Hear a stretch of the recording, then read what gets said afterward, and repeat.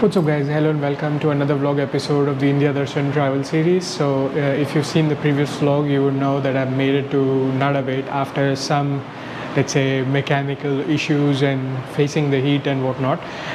Despite the troubles, we've made it to Nadabet for some bucket list items, and in today's vlog we're gonna strike them off the list and basically accomplish the mission of why we are here. So let's get started. I'll give you a tour of where I'm staying and what this is all about, why I'm here, because I'm pretty sure you would have seen the thumbnail by now anyway. So let's break the suspense and let's get started.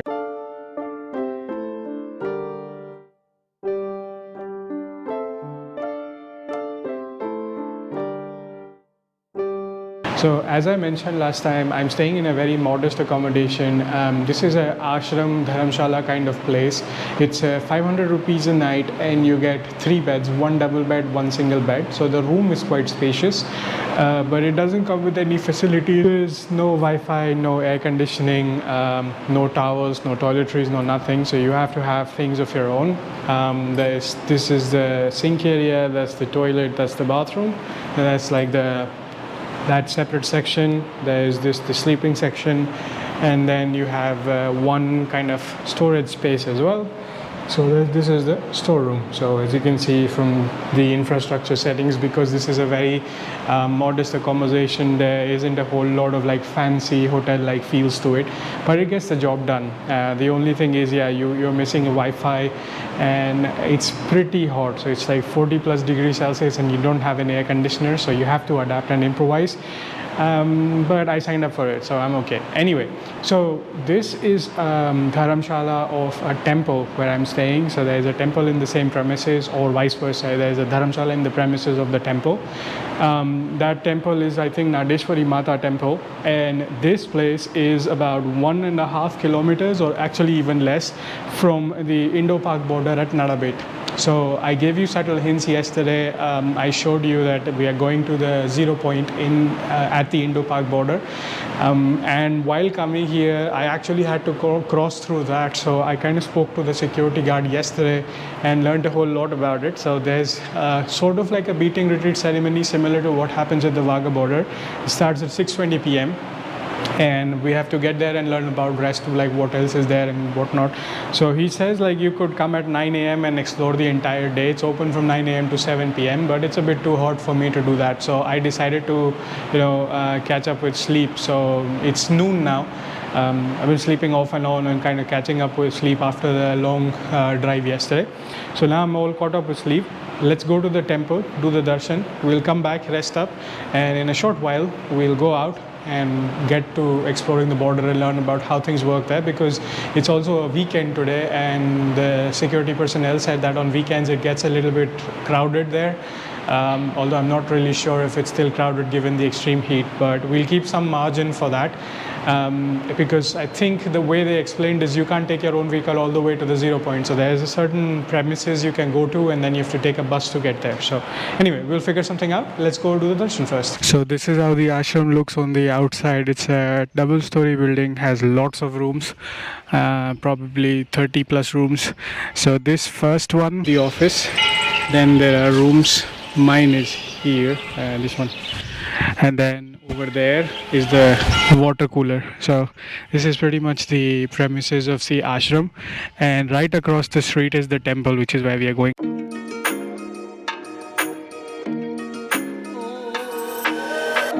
So this gate, amongst a lot of these cool birds, brings you straight into the temple. So I was here walking around a little bit last night, didn't go inside the temple, but they also have a food hall here. So I went in to have some dinner. Ironically, it was super spicy, so wouldn't survive it much if I try it again. But there is a food hall here for those who want to stay here and have a meal. Today I plan to eat outside, but this right here is already the temple. They have a very big statue of Shivji and a sculpture at the front, and then there's a Mata temple here as well.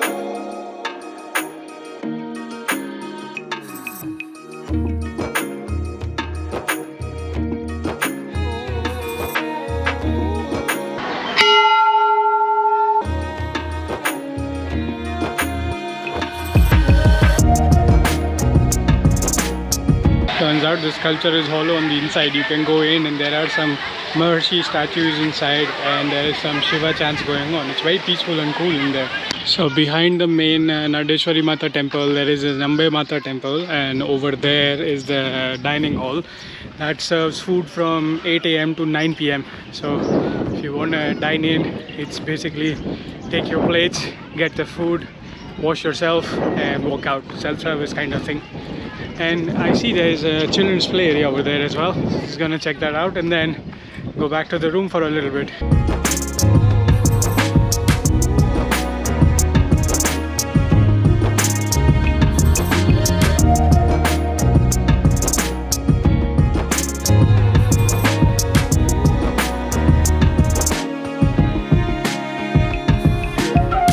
Most of the temples out here have a tower like this with a lot of holes, and I see a lot of pigeons enjoying it. I don't know if it's actually meant for the pigeons or the pigeons just find use for it.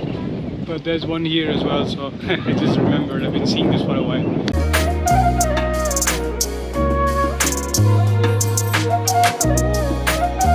That behind me is an air-conditioned exhibit. I think that explains the history of how this Nadeshwari Mata temple came into existence, but of course it's all written in Gujarati, so I have no clue. But I caught some rough tidbits here and there that there seems to be a king. There was some girl that was abducted. There's Pakistani army in the picture, and I'm guessing there was a rescue mission, and then this Nadeshwari Mata had some role to play in a successful rescue. More or less what I could grasp from the pictures. But yeah, if anybody knows the history of this temple and the role of Nadeshwari Mata, feel free to comment down below. We're gonna go back to the room, hide up for a little bit, let some more heat pass out. It's 1 p.m. At 2 p.m. I'm planning to leave for the Indo Pak border. Alright, so came up to the parking of the kind of like a premises where you get your entry tickets and stuff to do the border darshan. So you can't directly take your personal vehicle to the 0 point as per the security staff I spoke to yesterday. Not every vehicle is allowed actually, so you have to take special permission if you want to take your vehicle, and my Activa doesn't go there. So anyways, the BSF has their own buses that you can hop on, so there's a ticket for it, so we're gonna grab that.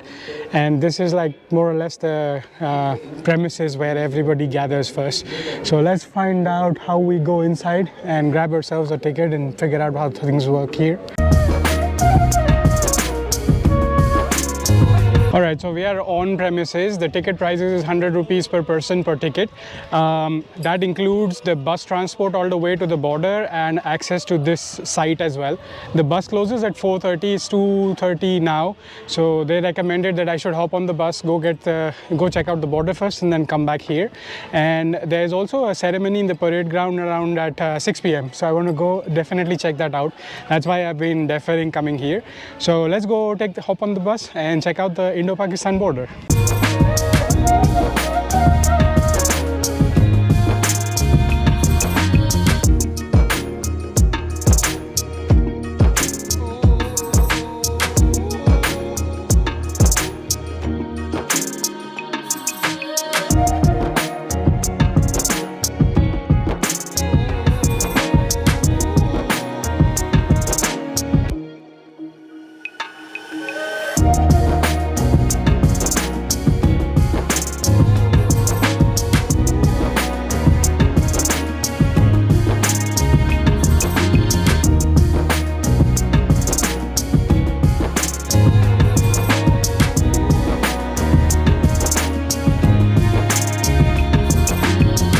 So we have finally made it to the 0 point of the Indo-Pak border. The bus is parked here for almost 30 minutes.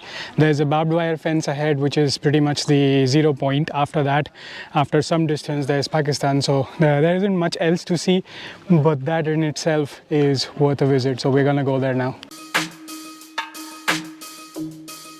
Wow, from this point onwards, we are literally 250 meters away from Pakistan. That's an amazing feeling. Last time I was at the India-Pakistan border was at the Wagah-Attari border from Punjab side, but a sad incident happened. So I recorded the entire experience and even the beating retreat ceremony and whatnot. I used to have a Nokia phone back then. It was such a crappy phone. It overheated, corrupted all the files and died. So I had nothing left afterwards. But that's why I wanted to come here, and from the Gujarat side, wanted to experience something similar. So Yeah, so we have approached the fence now. That's pretty much the borderline. There it says India on this side, Pakistan on that side. And that's about it. That's why the guy was explaining that the bus only stops here for like 30 minutes. There's nothing much else to do here.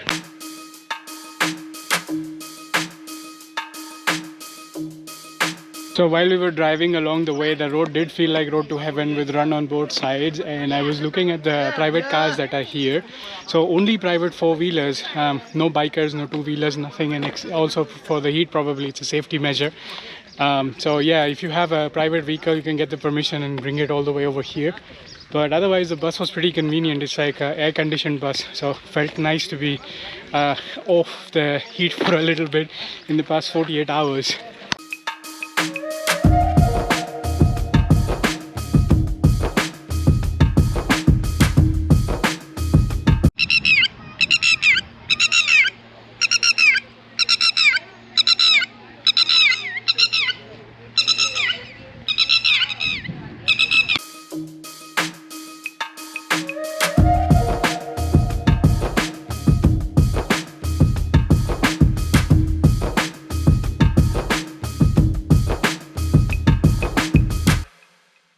Alright, so we are back to the starting point where we grabbed the tickets and such. It's 4:30 p.m. so the bus has a speed limit of 30-35 kilometers an hour, and the border is nearly 25 kilometers away, the 0 point. So it takes about half an hour either way. So we spend 1 hour net on the bus and then half hour there visiting. So we have 1.5 hours to enjoy walking around.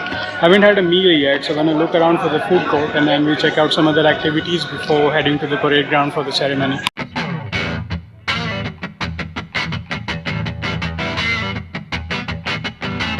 So there wasn't a whole lot to eat here, but at least grab some snacks. And turns out Inspector General's family is here, so there's like suddenly a whole lot of BSF officers around, and they're pro photographers and the entire team. Showered flowers on them and whatnot. I think they didn't shower, but there was like a plate full of flower petals. They gave them something, maybe a souvenir or something of that kind. The auditorium is closed now, all the shows are done, and there's only this adventure park and there's a museum. So one of the staff told me to check those out and spend some time there because the parade ground ceremony starts in an hour, so I still have some time. He says make sure you explore everything while you're here, so that's what I'm doing now.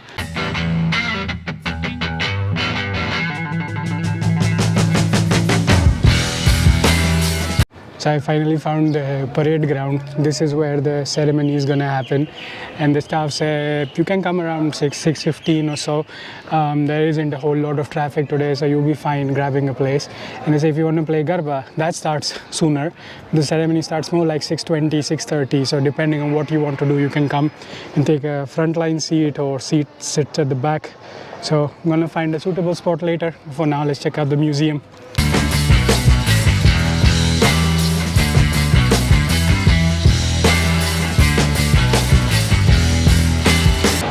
Back to a fully air-conditioned museum. This is about the life of BSF and how they have their uniforms for different seasons and different topologies.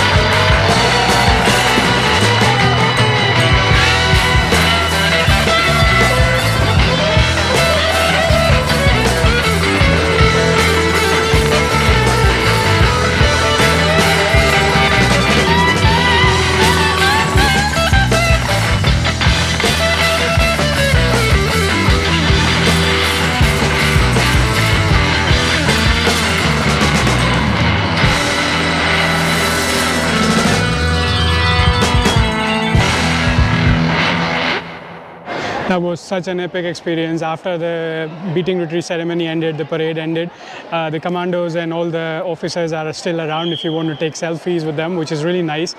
I don't remember doing this in Wagah border, but anyways, I got the chance.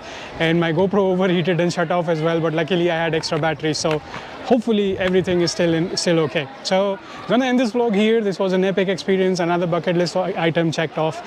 And in tomorrow's vlog, next vlog, we're gonna be on the move again. So see you then. This is the Rustic Wanderer signing off.